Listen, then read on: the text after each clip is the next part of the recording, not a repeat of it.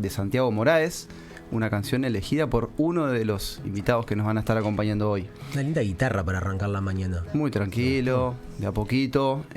Bueno, si alguien quiere ir escribiendo algo Preludio, lo pueden hacer por el Instagram, preludio-uniradio, o nos pueden mandar un WhatsApp al 092-555-982.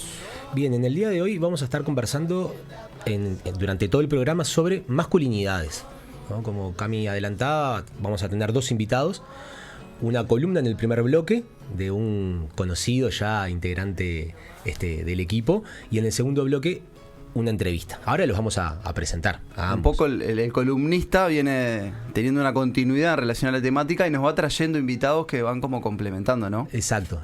Realmente está cumpliendo muy bien el rol. Lo vamos a mantener el contrato un par de años más. Pero bueno, antes de meternos en la temática específica del día, queríamos comentar una noticia, que es que el viernes 12, el próximo viernes, a las 18 horas, en Sala de Actos de ISEF, Parque Valle, se va a estar realizando un evento, un conversatorio, una charla, ¿ah?, en ocasión de los 53 años del golpe de Estado, ¿no? Organizado por la línea Educación del Cuerpo y Dictadura. Está complicadísima la mañana. El invierno viene azotando. Bueno, decía que por la línea Educación del Cuerpo y Dictadura estamos organizando una charla donde habrá 3 exposiciones de investigaciones que se vienen realizando.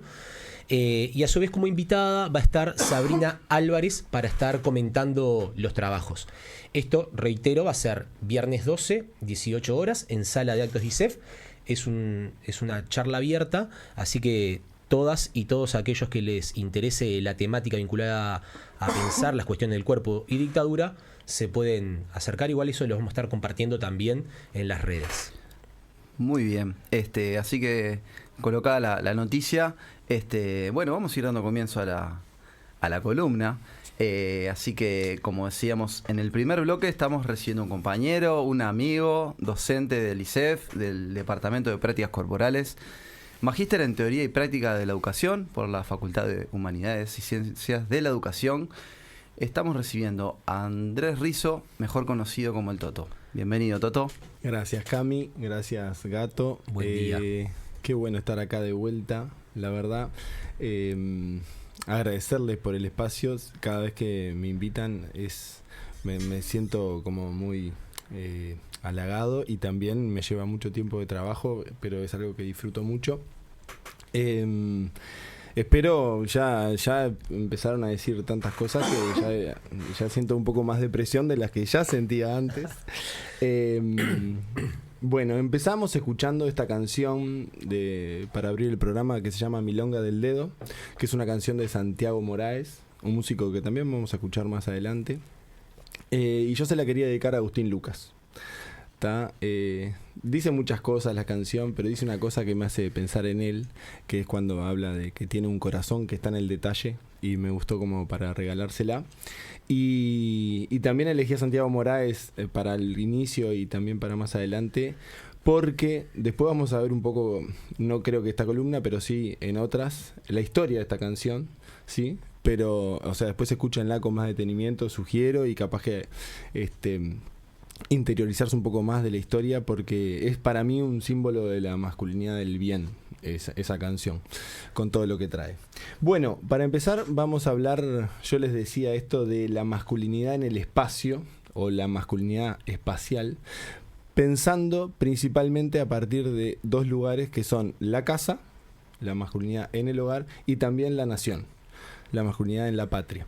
Esto de pensar lo espacial viene de un autor que estoy leyendo que se llama Alberto Metol Ferré, que vieron que cada vez que queremos problematizar un fenómeno complejo vamos como al origen, ¿no? Historizamos para ver cómo surgió y todo eso. Bueno, y este autor, que es un pensador bastante inclasificable, yo no sé qué título le pondría, ¿no? De dónde proviene su pensamiento, pero dice que la historia no es solo tiempo, sino tiempo y espacio. Y obviamente todo esto del espacio viene más de lo geopolítico, el espacio más de la nación. Lo del hogar es algo forzado por mí, pero porque me parece que la masculinidad en el hogar tiene mucho para revisar y quería empezar un poco por eso. Y podría ser como una pequeña patria, un modelo menor de lo que es la nación representado en la casa, ¿no? En la familia, quizá. Sí, sí, es una institución. Es una institución, el hogar. De hecho, en esto de mirar la masculinidad en el hogar, y también, obviamente, rastreando, porque esto de pensar en lo espacial no quiere decir dejar de lado lo temporal y la historia y todo lo que nos ha afectado y nos afecta, y sobre todo también la historia de Occidente, que es la que nos marca a nosotros. El primer lugar al que vamos es la Grecia antigua, ¿no? Donde ahí la casa que se denominaba el oikos era el lugar, esto lo trabajamos bastante también en ISEF, ¿no? Era el lugar donde se satisfacían las necesidades básicas, donde estaba como reservado para las fuerzas de la esclavitud y de las mujeres, ¿no? En cambio el hombre se ocupaba, o su lugar vendría a ser como la polis, la ciudad, ¿no? Donde se discutía sobre la buena vida, qué es tener una buena vida, ¿no? Y yo pensaba que ya ahí tenemos esa separación casa-ciudad, que es una separación espacial, y la separación hombres-mujeres, ¿no? Y sobre todo esto, en esto de discutir o pensar sobre, bueno, qué es ser libre, qué es la buena vida, también se partía de la base que todo el trabajo para producir los bienes de supervivencia y para administrar, ¿no? La propia vida, estaban otros. Se ocupaban otros, ¿no? Y esto es algo que trabaja Luciano Fabri, que es un argentino, un politólogo, que escribió un libro que recomiendo que se llama La masculinidad incomodada, en el que habla sobre la masculinidad extractivista, ¿no? Entonces dice que el varón se constituye a partir de que dispone de los demás, ¿no? De su tiempo y de su cuerpo. De hecho, tiene una frase que es como: el varón es aquel que no gasta el tiempo en lo que lo pueden gastar los demás. No, me parece que es como bastante representativo de esto. Pero en esto de distribuir los lugares, lo espacial, y también distribuir los roles, claro, en la casa hay que, como quien dice, ¿no? Producir, y hay todo un trabajo a hacer, que además es un trabajo no remunerado en general, y que se ocupa particularmente, ¿no? Un género específico, pero en esta especie de llamador del ágora, de la polis, de ir a discutir como a la ciudad los temas, y que pareciera a priori como, ¿no? Un espacio superior, ¿no? O que subordina al otro, es que vemos esto de que hay una pulsión en el hombre a escapar hacia ahí, ¿no? Por eso, el abandono no es una sorpresa, ¿no? El abandono masculino no es una sorpresa. Ahora, que no es una sorpresa no quiere decir que no haya sufrimiento o padecimiento. Y por eso me interesaba en esta parte ver eso en canciones, ver el vínculo hombre-hogar o varón-hogar en canciones. Entonces, si les parece, vamos a escuchar el primer audio.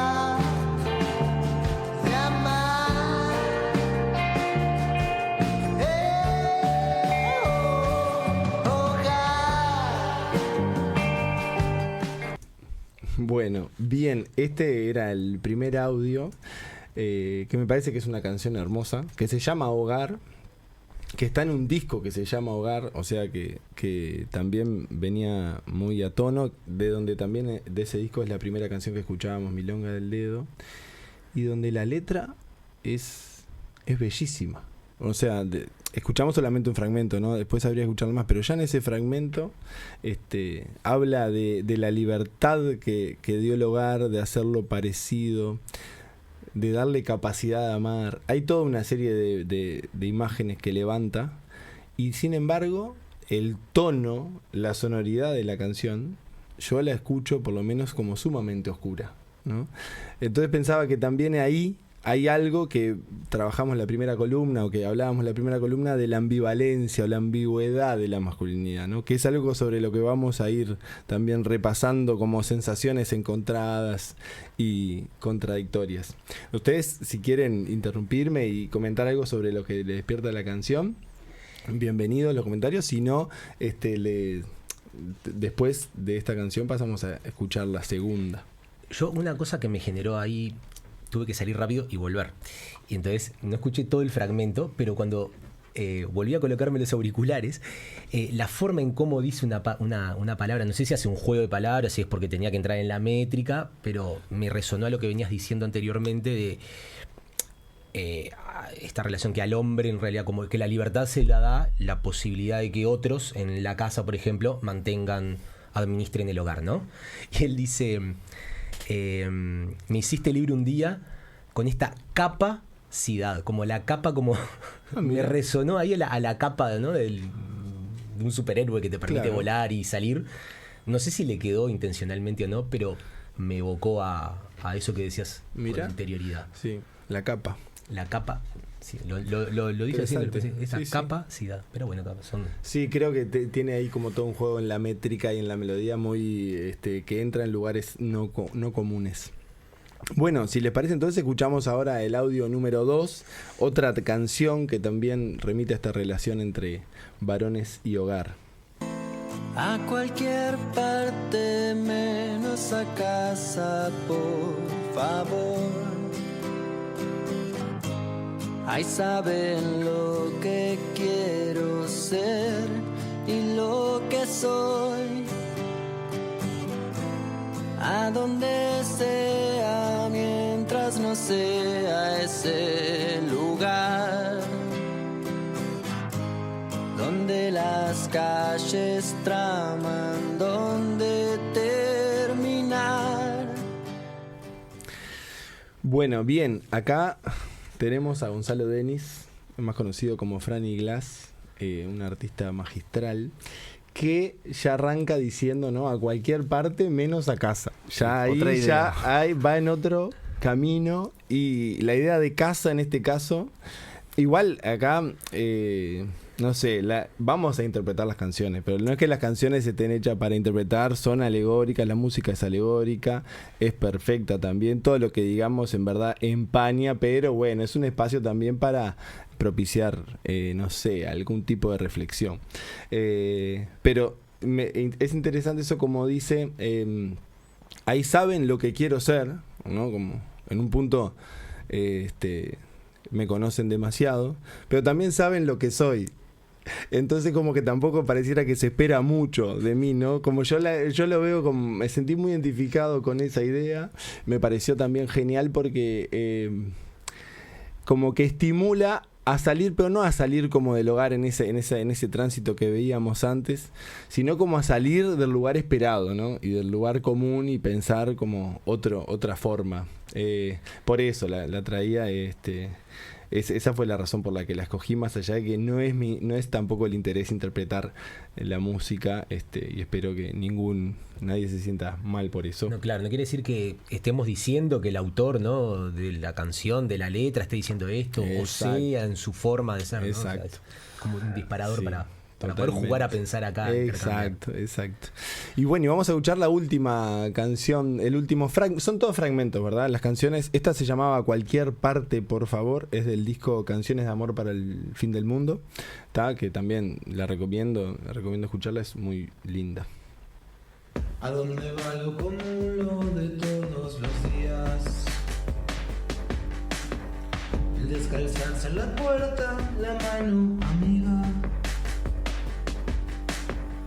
¿A dónde va la sorpresa casi cotidiana del atardecer? ¿A dónde va el mantel de la mesa? El café de ayer. ¿A dónde van los pequeños, terribles encantos que tiene el hogar? ¿Acaso nunca vuelven a hacer algo? ¿Acaso se van? ¿Y a dónde van? ¿A dónde van? Bueno, muy bien. ¿Reconocen ese fragmento? ¿Les suena? Yo creo que sí. Obviamente es una canción histórica muy versionada. Es de Silvio Rodríguez. No quería pasar a Silvio Rodríguez en el aire. Ya no precisa difusión, digamos. Así que le pedí a Diego Grauer, alias El Chino, que reprodujera este fragmento. Y este tema que se llama ¿A dónde van? De Silvio Rodríguez, del disco Mujeres. Es un tema, este fragmento en particular, pero toda la canción, que en cierto tono, yo no sé si, no me parece el más apropiado el término melancólico, pero sí se hace muchísimas preguntas sobre todo eso. Es como la canción se llama ¿A dónde van? Y todo el tiempo levanta imágenes de a dónde va todo eso que pasó todos esos años en el ámbito como del hogar, ¿no? Y me pareció dos cosas. La primera, que es una canción muy bella y a mí me ha despertado muchísimas emociones, me ha hecho llorar en momentos de la vida, en fin.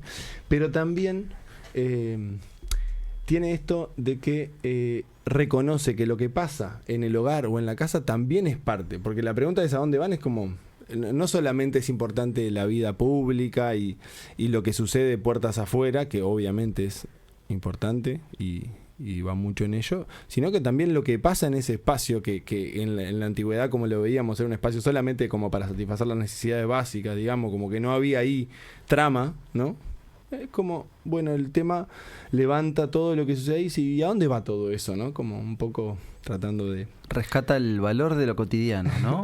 Sí, totalmente, y lo hace de una manera muy linda. Bueno, hasta ahí teníamos como el bloque 1 o el espacio primario del hogar. Ahora pasaríamos como a la segunda parte de la columna, al bloque 2, y a esto que ya trabajamos la columna pasada, que es, y por eso vine con esta remera, además de que estamos en el mes del Mundial y aflora el nacionalismo. Y tratamos de tener un poco de esperanza. Y bueno, hablábamos de la masculinidad oriental la columna pasada a partir de las frases emblemáticas de Artigas, como la de sean los orientales tan ilustrados como valientes. Y bueno, esto que yo decía hoy más temprano de que esto de pensar lo espacial viene a partir de Metol Ferré, tengo que reconocer que también no es el único. Hay un pensador, diría yo, que fue entrevistado por este programa, Gabriel de la Coste. No sé si tú estuviste en esa entrevista. Yo no estoy en ese día, pero sí, ahí está. Es cierto que estuvo. Estuvo acá, que también es que escribió un libro hace poco sobre Metol Ferré. Bueno, también está José Enrique Rodó, que lo estamos leyendo, por un proyecto que piensa la nación no como el Uruguay, sino piensa más la nación grande, ¿no? Es una figura que lo había marcado, era Bolívar, entonces por eso el Ariel se le dedica como a la juventud de América. Ahí estamos hablando como de la nación o de la patria más grande, ¿no? Y bueno, también otros pensadores como Vivian Trías, que escribió un libro sobre el socialismo nacional. Y hubo en el revisionismo histórico de mitad del siglo XX como mucho pensamiento sobre lo nacional, ¿no? Que es un poco lo que marcó esta pauta de pensar la dimensión espacial. Ahora, yo no sé si la masculinidad que tenemos es una masculinidad nacional. Ahí me hago algunas preguntas, o de ahí vienen algunas preguntas. La primera es porque,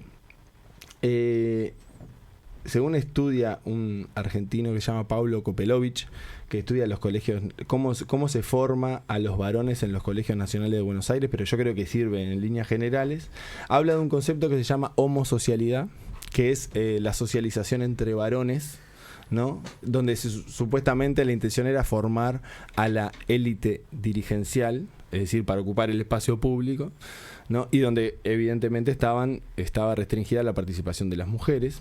Y en esa homosocialidad había algunas características importantes sobre cuáles eran los valores que se transmitían, ¿no? Estaba el honor, el carácter, la caballerosidad, pero todos esos valores de la masculinidad eran valores de un modelo británico, el gentleman inglés. Perdonen la expresión, la pronunciación.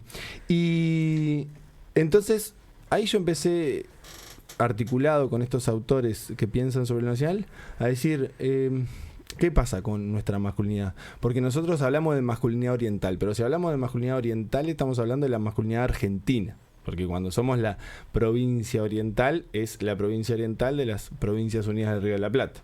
Después viene la posible masculinidad cisplatina, que vendría a ser la masculinidad brasilera.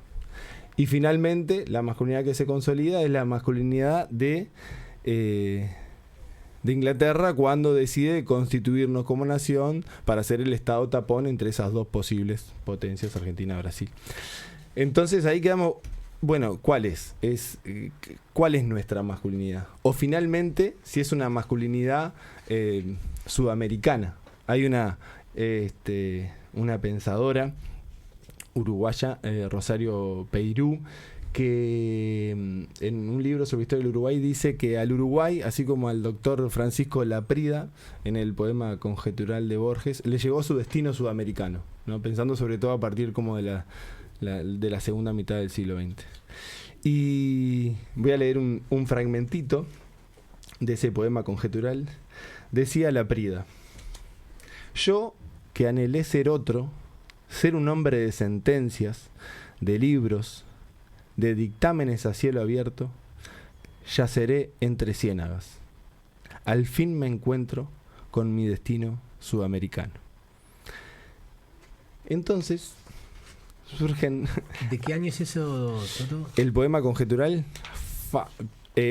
la asociación de esta historiadora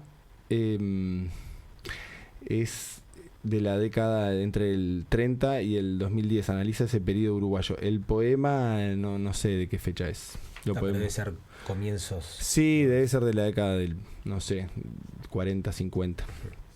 Espero no equivocarme. Bueno, surgen algunas preguntas de eso, ¿no?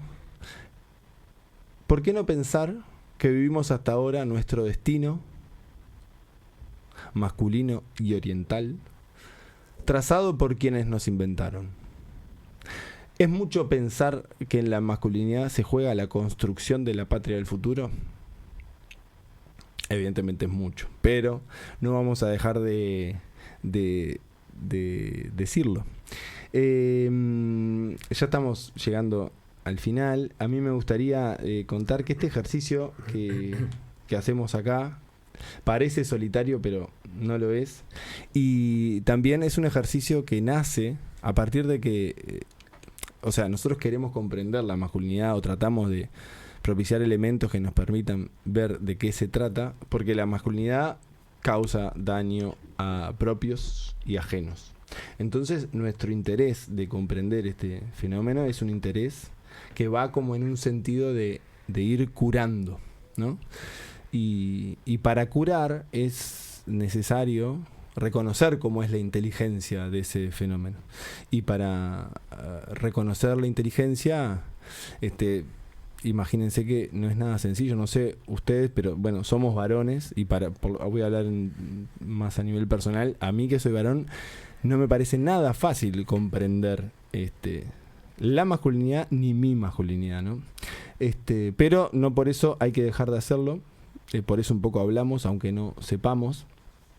Y también hay una idea de Rodó que habla de entendimiento de hermosura. Como que dice, el buen gusto es la rienda firme del criterio, pero yo diría como que lo bello no nos puede permitir capaz que orientar o entender cómo orientar nuestra acción. Y ahí, ya para finalizar, diría que, bueno, ya que la socialización entre varones se proponía un modelo de masculinidad más bien desde el punto de vista del conquistador, ¿no?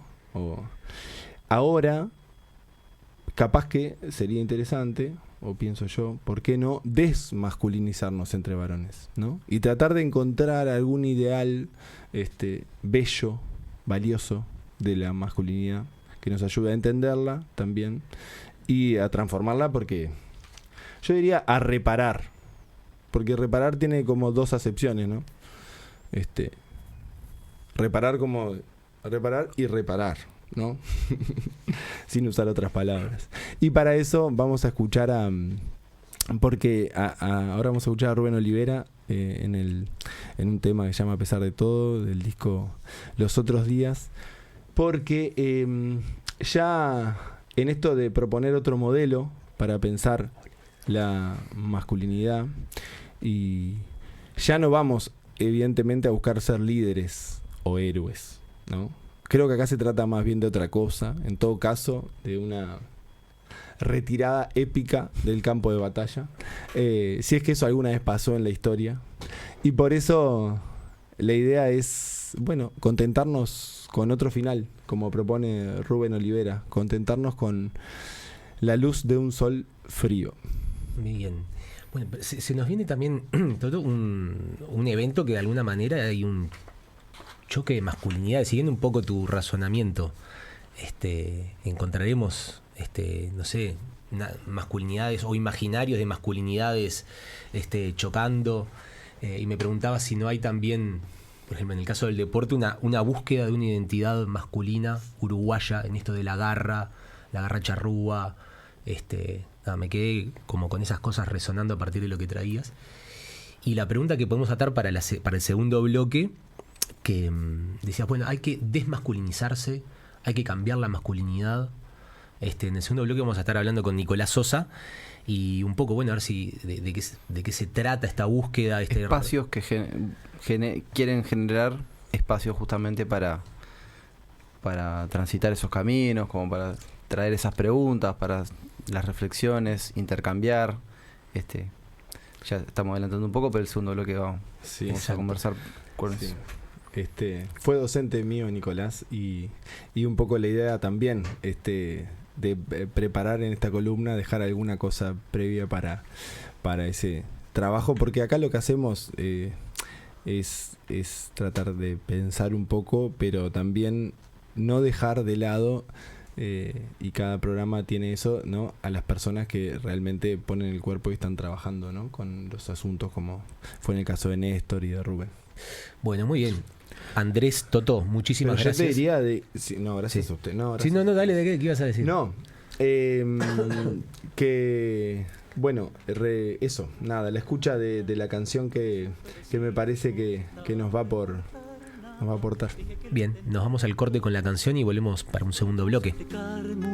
Yo me puse a aclarar tanto, no te supe decir si vos estás, no va a importar nada. Dije que lo intenté todo, que por qué me miras quieta, que si no vas a hablar te irás, te vas, serás ayer pronto. Yo no supe gritar, digo, que no supe llorar, digo, me puse a perdonar, a buscar culpas, a aclarar tanto. Me olvidé de mirar dentro, me olvidé de buscar dentro, me olvidé de sentir, te irás, te vas, serás ayer pronto. Con que no traigas más, sigo, y al volver a empezar, sigo, que así caiga 1000 veces, te acompaño, estoy con vos, digo, que prefiero tu amor, digo, aunque traigas dolores siempre. Me olvidé de sentir, te irás, te vas, serás, te irás, te vas, serás otro final, la luz de un sol frío.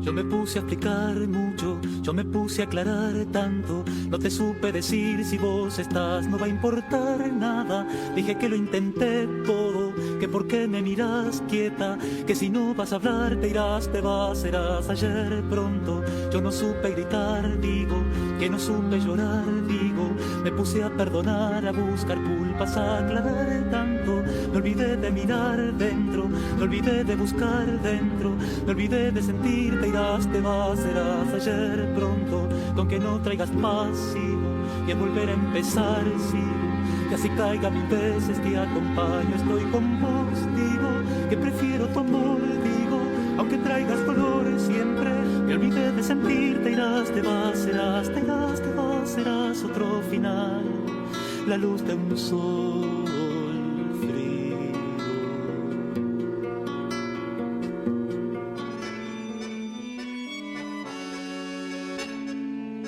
Uniradio 107.7.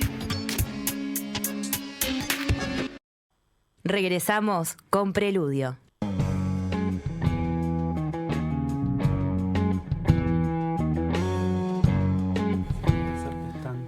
Bueno, regresamos con Preludio, este segundo bloque. Estamos trabajando y conversando sobre el tema masculinidades. Y en este bloque vamos a estar conversando con Nicolás Sosa, nuestro segundo invitado, docente de filosofía, educador sexual, y que hace un tiempo viene trabajando y abordando esta temática de diferentes maneras en relación a masculinidades. Bueno, bienvenido, Nicolás. Bueno, muchas gracias por la invitación a este programa.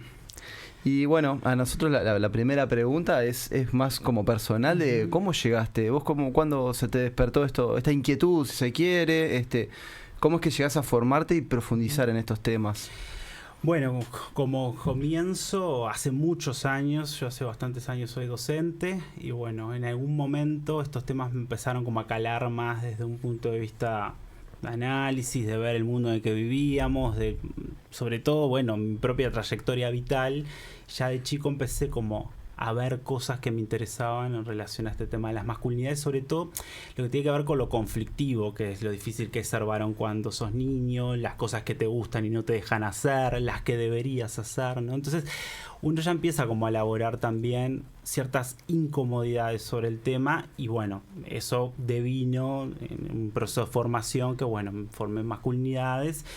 Y bueno, y empecé como a trabajar más en talleres o en contextos de aula y hoy en día ya trabajo con grupos de varones en relación a temas vinculados a la masculinidad, a la autorreflexión, a conectar con ese tema que en realidad es un tema incómodo, ¿no? Que creo que es lo que me resulta más interesante. Uno dice masculinidades y parece que fuera algo que vamos a hablar de cómo somos sin más. Y en realidad hablar de masculinidades implica contactar con ciertos elementos que son en algunos casos muy oscuros, muy dolorosos y que no los vemos como tal, ¿no? Con lo difícil que es ser varón, pero no en un sentido de víctima, ¿no? Sino en un sentido justamente de poder reconocer las dificultades que nos implica esto de hacernos varones en los distintos contextos. Y bueno, y ahí como que empecé a trabajar y cada vez me metí más y acá estoy. Y en esa trayectoria que vos vinculás desde chico, o bueno, toda tu trayectoria, pero en un momento empieza esto de la formación, en tu caso filosofía, de repente era la disciplina, pero vos lo fuiste capaz que, si se quiere, cruzando con esto, y en ese trayecto, o sea, ¿sentís que hubo algún cambio para ir como un poco a eso de como que hoy en día se está hablando un poco más el tema? Y en realidad si lo miro cuando me formé en estos temas, y ahora sí claramente hay cambios y eso es algo que creo que hay que celebrar. No necesariamente los cambios creo que como varones nos implican en términos de contactar con la temática, de poder decir, bueno, este es nuestro tema y tenemos que hablar de esto como varones, ¿no? Sí, está sobre la mesa, está en discusión. Yo lo que vengo viendo, sobre todo en el análisis de estos últimos años, es como un deslizamiento en el lugar de la responsabilidad del varón respecto de pensar estas temáticas, ¿no?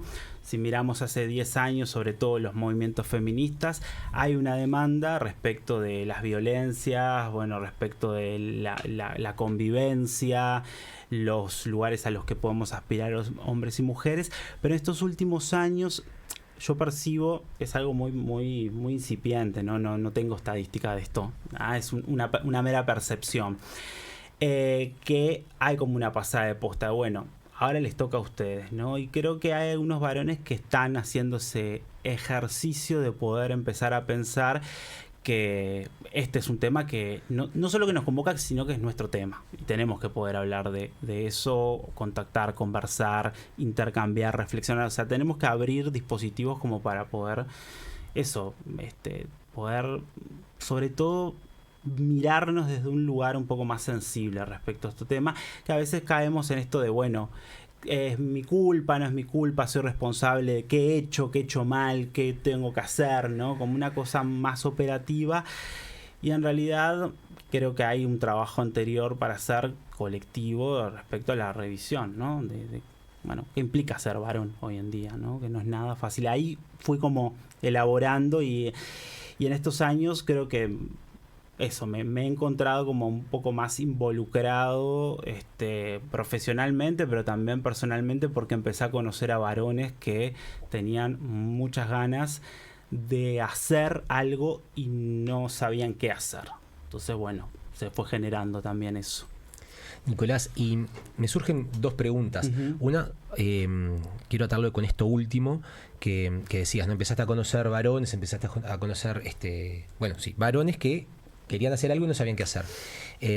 Vos estás trabajando ya desde hace un tiempo Uh-huh. en espacios de conversación de varones. Estos círculos, no sé si Uh-huh. se los podría denominar círculos, bueno, pero reuniones, asambleas de varones, Uh-huh. ¿desde cuándo es que las estás desarrollando? ¿Y cuál es la receptividad? ¿Qué encontrás ahí? ¿Qué es lo que se da? Bueno, en esos encuentros? Varones en Conversa surge en el año 2023, producto de un deseo que era juntarse con otros varones a elaborar el vínculo con la masculinidad.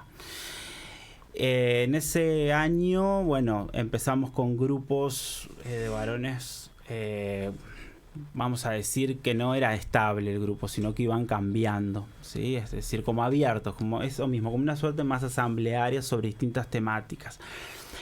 Y ese primer año pasaron aproximadamente 150 varones, que uno dice, bueno, hay una cantidad que está preocupada, y después cuando lo mira en perspectiva y con también la población que tenemos, es un montón de varones para hacer que en realidad yo no venía específicamente trabajando en la temática.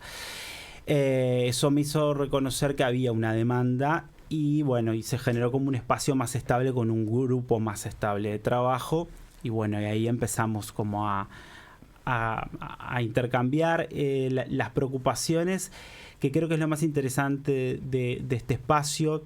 Yo no le llamo círculo, porque en realidad el concepto de círculo de masculinidades tiene, en el uso habitual, tiene una connotación un poco más religiosa, espiritual, con la cual yo no adhiero ni propago, sino que mi trabajo es educativo específicamente, es decir, tiene como dos componentes, el teórico y el vivencial, ¿no? Es decir, poder trabajar desde un registro más de contactar con todo lo que traemos, ¿sí? Y después poder elaborar a partir de la conversación teóricamente. Entonces ahí van surgiendo distintas preocupaciones, que en general lo más interesante de este espacio, a mi entender, es que a veces de lo que menos hablamos es de las mujeres y la demanda de los feminismos, por ejemplo, que es algo esperable, lo hablamos obviamente, ¿no? Pero no es el tema central, sino que el tema central tiene que, y no porque no sea importante ni desmerecerlo, al contrario, es un eje motivador también, sino por entender de que hay otras cosas con las cuales a veces nos estamos salteando, ¿no? Bueno, ¿qué lugar ocupamos socialmente respecto a las violencias? ¿Qué tenemos que hacer? Bueno, ese pasaje al acto, así sin más, es muy problemático. ¿Por qué? Porque si no podemos revisar nuestras creencias, nuestros valores, nuestros prejuicios que traemos desde pequeños, claramente no vamos a poder transformar nada ni posicionarnos nada, sino que terminamos reproduciendo una misma lógica. Entonces, una misma lógica de responder a una demanda y reflexivamente. Entonces, este grupo se fue armando justamente en la necesidad de poder empezar a ver qué cosas teníamos en común respecto a la educación masculina. Sí, un poco parecido a cómo surgen los feminismos, ¿no? De la conversación y poner en común las violencias padecidas, por ejemplo, en los ámbitos domésticos, ¿no? Como una temática. Vos te pasa, así a mi marido me hace esto, a mí mi marido me... Y bueno, nos pasa a todas, ¿no? si nos pasa a todas, no soy yo individualmente, sino que hay un componente común, que es lo que intentamos politizar. Bueno, de alguna manera ahí la masculinidad también hay una cuestión muy, muy vinculada a cómo hemos sido educados por estos más. Y insisto, no es quitar responsabilidad a la cuestión respecto de las asunciones que hacemos, ¿sí? Pero no es centrar la cuestión solo en un tema de culpa, si hago o no hago, porque si lo miramos de ahí termina siendo muy reduccionista. Entonces, bueno, la idea siempre es como tratar de complejizar eso, cómo hemos sido educados, que es bastante difícil también. Y Nico, en esto que decís, ¿no? Ante la demanda feminista y esta búsqueda, ¿no? En esos espacios de reflexión, de revisión, ¿qué caminos, en tu opinión, por dónde es que habría que orientar o transitar la cosa? Sería más a pensar a un varón feminista, o varón antimachista, o desmasculinizar y construir otra cosa. ¿Cómo ves eso? Ahí es una cuestión como también más operativa. Bueno, ¿qué lugar político como sujeto varón nos involucra? Yo creo que en la coyuntura en la que estamos, insisto en esto, es poder pensar quién actualmente respecto a esta temática está en la conversación.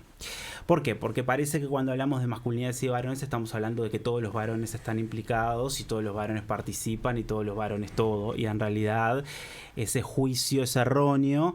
¿Por qué? Porque todavía seguimos en una instancia donde la gran mayoría de varones, no solo a nivel local sino a nivel mundial, no se ven interpelados en el sentido de que apropien el tema como un tema de sí, sino que hay más una reacción que termina siendo muy reactiva, de rechazo, de burla, de odio, de invisibilización, de creación de falsas noticias, de fake news, ¿no?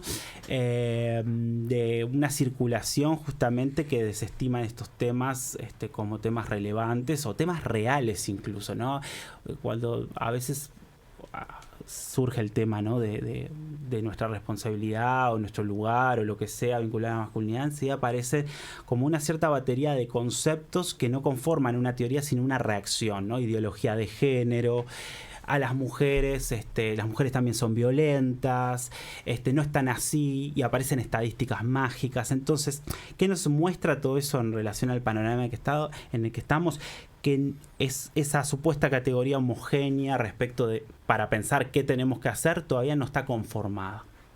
La realidad es que entre varones no nos juntamos a hablar de masculinidad. A lo sumo alguna cosa con aquellos que tienen más cabeza y que están preocupados por el tema, que predominante es porque tienen una novia que interpela, porque tienen hijos o hijas, o porque hicieron algo que saben que está mal y que pueden correr cierto riesgo. Pero en general no es una reflexión que nos atraviese como apropiada, ¿no?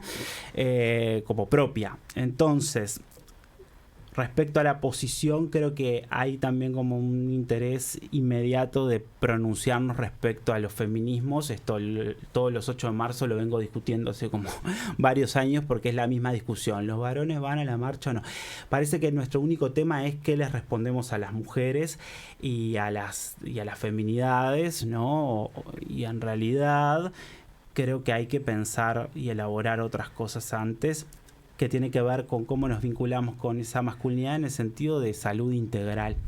Parece una tontería, pero el ser macho en esta sociedad o intentar serlo nos genera unos costes corporales y psíquicos muy duros, y a las estadísticas me remito, ¿no? Es decir, a los niveles de índice de suicidio, de consumo de sustancias, sea alcohol, sea drogas, la relación con la velocidad, bueno, la violencia de género, ¿no? Acá y en cualquier sociedad. Entonces, si pienso esto, varones feministas o varones antimachistas, la práctica antimachista me suena un poco más sensata que grandilocuencia decir ya tenemos este título, cuando ni siquiera discutimos o nos formamos, porque también es una cuestión de formación militante. Si queremos militar estas cosas, tenemos que poder leer, discutir, investigar y abrirnos al tema y no reaccionar de modo reactivo, que es el mundo también en el que vivimos masculino, ¿no? Reaccionar y dar una respuesta inmediata. Entonces, me parece más sensato hablar de varones que se posicionan moralmente desde un punto de vista antimachista, es decir, que se escorren de ese lugar o que hacen el intento al menos en sus prácticas. ¿Y cómo ves que este tema viene siendo acompañado por las políticas públicas, por el rol del Estado? ¿Cómo viene ese vínculo? El Estado es masculinista. Acá y en cualquier lado, y el surgimiento del Estado-Nación surge con ciertas categorías de masculinidad y feminidad en clave de género que acompañan también ciertas lógicas de poder. Entonces, si yo pienso la relación del Estado con el tema masculinidades, no son cuestiones separadas. Creo que hay un enlace muy productivo respecto a quienes ocupan lugares de poder, quienes reaccionan a esos lugares de poder, ¿no? Y cómo son apropiados los distintos espacios. Si lo pienso en políticas públicas, creo que de a poco se viene moviendo alguna cosa, hay alguna preocupación más incipiente. El tema también es desde qué perspectiva.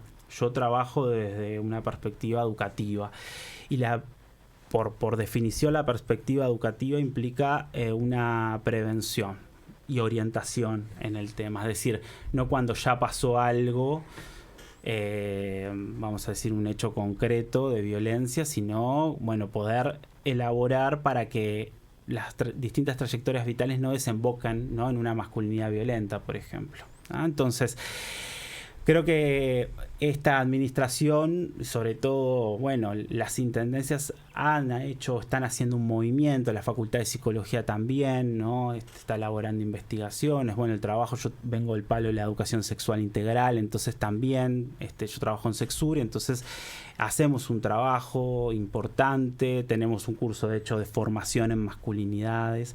Entonces, creo que responde también a un cambio de época, ¿no? Nuestros modelos políticos y estatales son o representan actualmente, y podemos ver en algunos casos, en algunos países, modelos de masculinidad que ya no le cabe el calificativo de tradicional o conservador, sino de un odio y una violencia así abierta. Entonces, se han recortado muchas políticas educativas en la región. Uruguay creo que más o menos algo está pudiendo ver respecto a la problemática, está haciendo como un giro hacia poder pensar no tanto cómo, no solo debe decir se cuida y se generan herramientas para las mujeres, sino atacar el problema es cómo les enseñamos a los varones a no ser violentos.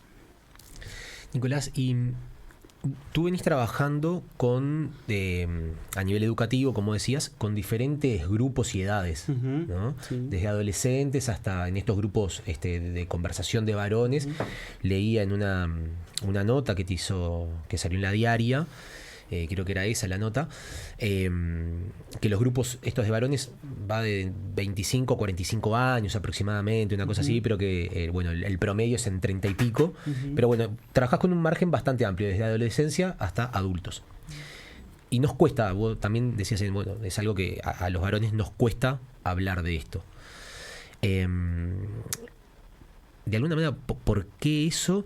Y lo otro, si identificás en algún grupo etario mayor facilidad, o hay temas comunes o temas que son absolutamente distintos lo que aparece. ¿Por qué nos cuesta? Por muchos motivos creo que nos cuesta, si tengo que resumirlo en un motivo, y es porque interpela la construcción de poder y de identidad, ¿no? Es decir, de dominación, de toma de decisiones, de cierto margen de manejo del mundo en términos como más abstractos, y en términos concretos nos implica despojarnos de ciertos lugares de podríamos llamar cierto privilegio respecto a las mujeres, por ejemplo. Entonces eso lo puede entender un niño y un adulto mayor, si no necesitamos leer teoría para darnos cuenta de que cuando se interpelan ciertos aspectos de la identidad de género, los lugares de poder se se mixturan, se rompen, se quiebran, es decir, que cambia la relación allí, ¿no? Entonces, cuesta dejar, cuesta contactar, es muy cómodo, también hay todo un panorama que nos coloca en un cierto lugar de privilegio, porque también el lugar del poder en el mundo que vivimos es un lugar aspiracional, todos quieren tener el poder o detentarlo al menos, ¿no? Entonces supone un descorrimiento que yo creo que todavía no nos ha pasado nada suficientemente grave respecto a nuestra identidad masculina como para salir a cuestionarla. Ni siquiera, y eso es terrible, ni siquiera que maten a compañeras, amigas, hermanas, madres en los distintos contextos, ni ver las noticias de las terribles y trágicas formas y técnicas que utilizan los varones para abordar a las mujeres, desde una cosa más cotidiana, ¿no?, abusiva o violenta, no dejar hablar a alguien, hasta el asesinato de una mujer. Entonces trae esta cuestión del poder, cuesta, ¿no? Y no es simplemente una cuestión de que no se quiera.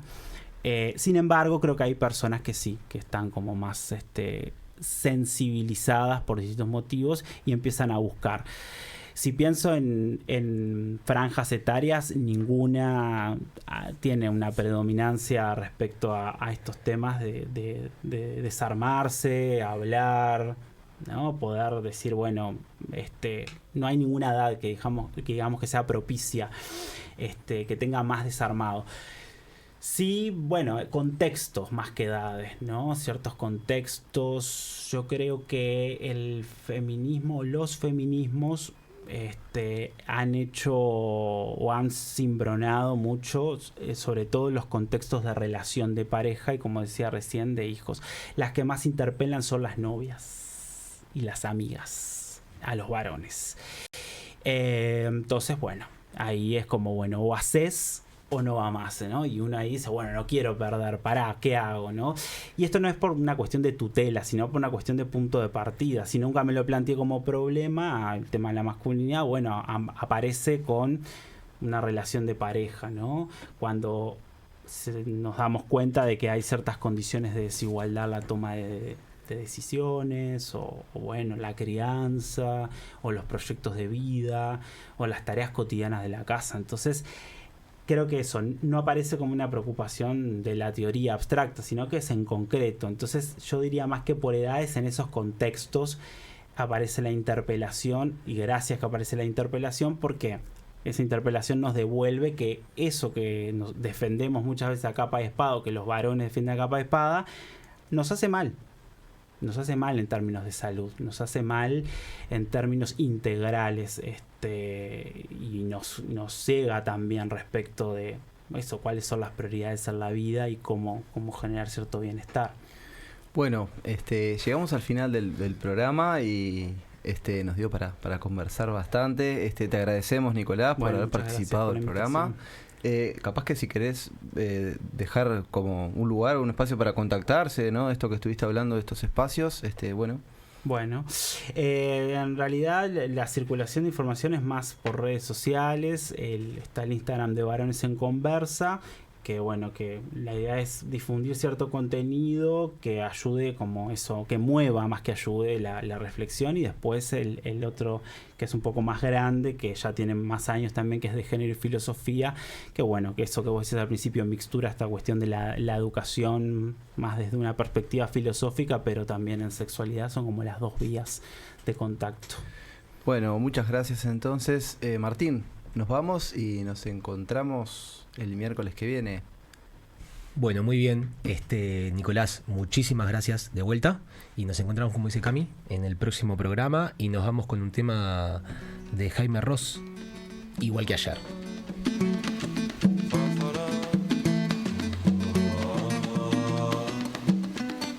¿Cuánto tiempo ha pasado desde el comienzo, desde el comienzo, desde el comienzo? ¿Cuánto polvo ha quedado atrás? Con tu sonrisa, con tu sonrisa. Hoy un joven no entiende que yo entienda que las palabras que mi padre dijo no estaban mal, no estaban mal.